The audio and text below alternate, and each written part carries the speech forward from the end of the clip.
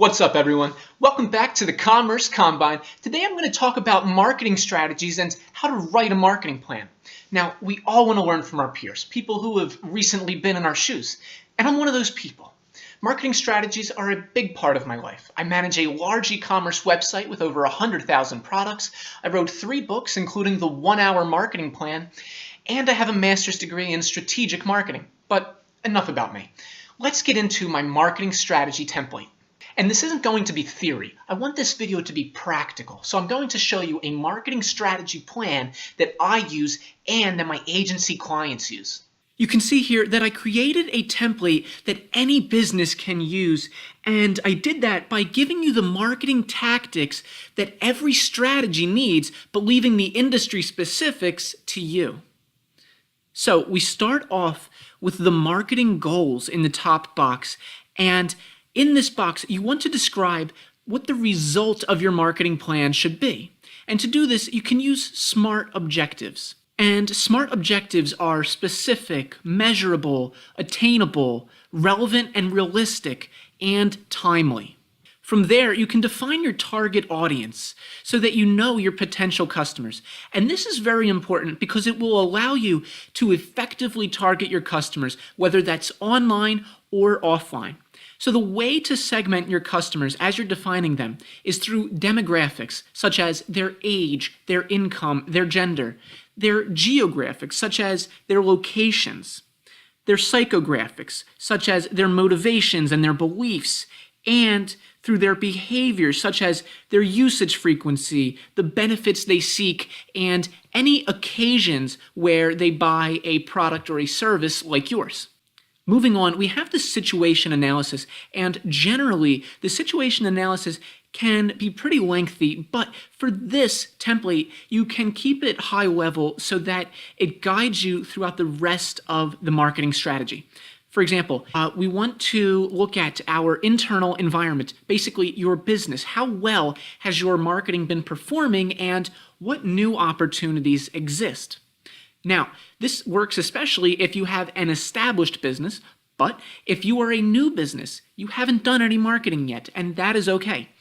You can still use this to understand what opportunities exist for you to market to your customers and what platforms, what technology you have in place, such as, do you have a Google Ads account? Do you have a Facebook advertising account? And do you know how to use them? Are the audiences that you need to target available within those platforms to effectively and easily target? From there, you can look at your customer environment. What are the needs of your target market, and how are you meeting those needs as a business? From there, you can look at the external environment, your competitors, and understand what competitive pressures are being placed on your business. This is very important because it will allow you to understand the value propositions of your competitors and how that relates to your value proposition, allowing you to find the strengths in yours and maybe even the weaknesses so that you can play into your strengths. From there, you want to think about your messaging and understand what makes your brand unique. And to do this, you can choose up to 3 reasons why you're unique. Maybe it's your company's mission statement or a specific aspect of your product that really makes it stand apart from the competition. And this messaging that you define here is going to be the backbone of your content strategy. And the content strategy is very important because it will support each of the sales funnel stages. For example, as you build awareness, as you build consideration, as you capture customers who have an intention to buy, and as you remove hesitation from customers who are trying to make a decision whether to buy your product or a competitor's. So as you're working on the content strategy, we want to have a separate content strategy for each of the 4 stages of the sales funnel. For example, your content strategy for building awareness may be to establish a foundational perception of your brand among new consumers. Your content strategy when building consideration may be to educate consumers who are connected to your brand through social media or email lists, for example, and then excite them to want the product or service that you're selling.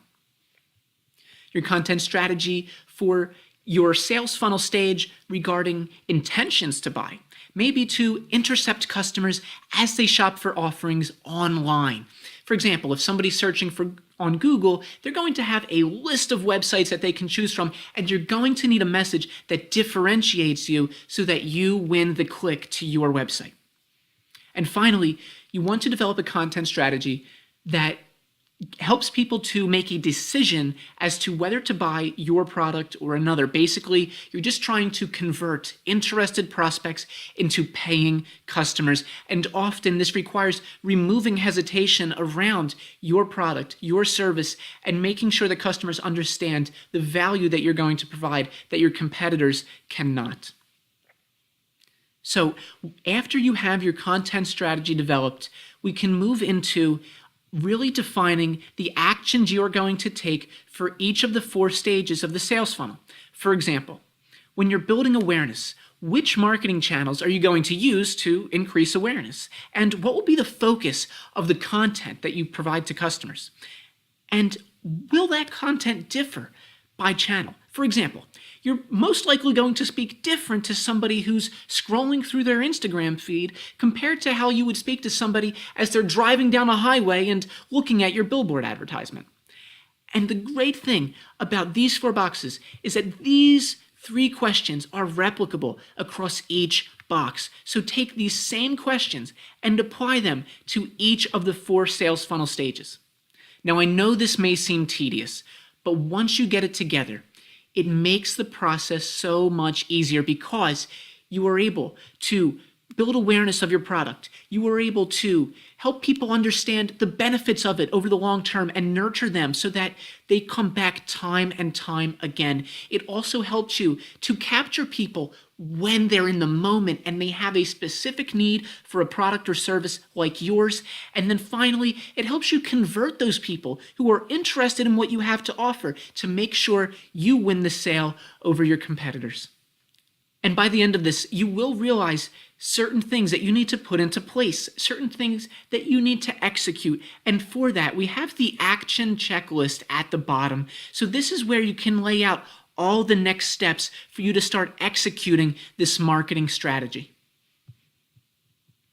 So I hope this marketing plan example helps you to create your own marketing strategies and gives you a better understanding of how to write a marketing plan. Now, if you want the exact same marketing strategy plan, go to Amazon and get my book, The 1 Hour Marketing Plan. I'll put a link in the description below. As always, thank you so much for watching. I really appreciate it. Smash that like button and feel free to subscribe if you haven't already. I make new videos every week, so if you want to be part of that, click subscribe and hit the notification bell so YouTube notifies you every time I put up a new video.